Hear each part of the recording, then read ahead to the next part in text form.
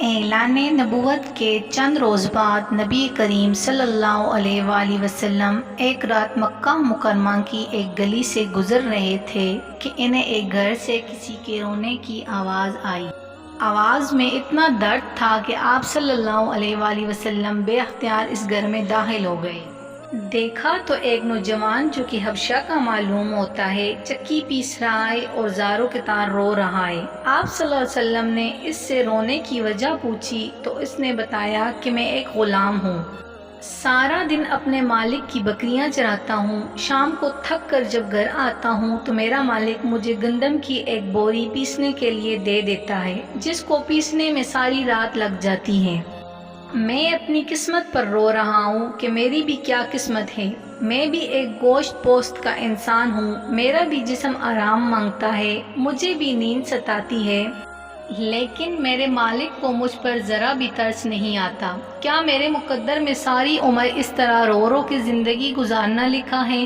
نبی کریم صلی اللہ علیہ وسلم نے فرمایا، میں تمہارے مالک سے کہہ کر تمہاری مشقت تو کم نہیں کروا سکتا کیونکہ وہ میری بات نہیں مانے گا۔ ہاں، میں تمہاری تھوڑی مدد کر سکتا ہوں کہ تم سو جاؤ اور میں تمہاری جگہ پر چکی پیستا ہوں۔ وہ غلام بہت خوش ہوا اور شکریہ ادا کر کے سو گیا اور آپ صلی اللہ علیہ وسلم اس کی جگہ چکی پیستے رہے۔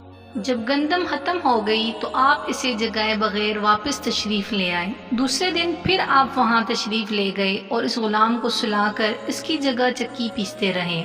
پھر تیسرے دن یہی ماجرا ہوا کہ آپ اس غلام کی جگہ ساری رات چکی پیستے اور صبح کو خاموشی سے اپنے گھر واپس آ جاتے۔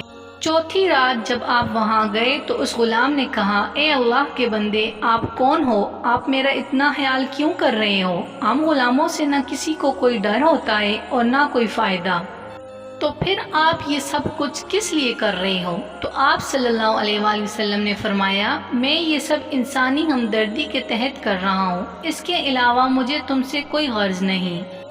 اس غلام نے کہا، آپ کون ہو؟ نبی کریم صلی اللہ علیہ وآلہ وسلم نے فرمایا، کیا تمہیں علم ہے کہ مکہ میں ایک شخص نے نبوت کا دعویٰ کیا ہے؟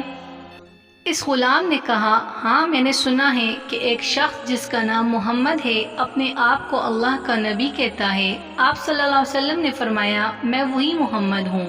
یہ سن کر اس غلام نے کہا، اگر آپ ہی وہ نبی ہیں تو مجھے اپنا کلمہ پڑھائیے، کیونکہ اتنا شفیق اور مہربان کوئی نبی ہی ہو سکتا ہے جو غلاموں کا بھی اس قدر خیال رکھے۔ آپ صلی اللہ علیہ وسلم نے انہیں کلمہ پڑھا کر مسلمان کر دیا۔ پھر دنیا نے دیکھا کہ اس غلام نے تکلیفیں اور مشقتیں برداشت کیں لیکن دامن مصطفیٰ نہ چھوڑا۔ انہیں جان دینا تو گوارا تھا لیکن اتنے شفیق اور مہربان نبی کا ساتھ چھوڑنا گوارا نہ تھا۔ آج دنیا انہیں بلال حبشی رضی اللہ تعالیٰ عنہ کے نام سے جانتی ہے۔ نبی کریم صلی اللہ علیہ وسلم کی ہمدردی اور محبت نے انہیں آپ صلی اللہ علیہ وسلم کا بے لوث غلام بنا کر رہتی دنیا تک مثال بنا دیا۔ اگر آپ کو یہ ویڈیو پسند آئی ہے تو برائے مہربانی اسے لائک کیجئے اور ہمارے چینل کو سبسکرائب کر لیجئے تاکہ مزید آنے والی ویڈیوز آپ تک بر وقت پہنچ پائیں۔ شکریہ۔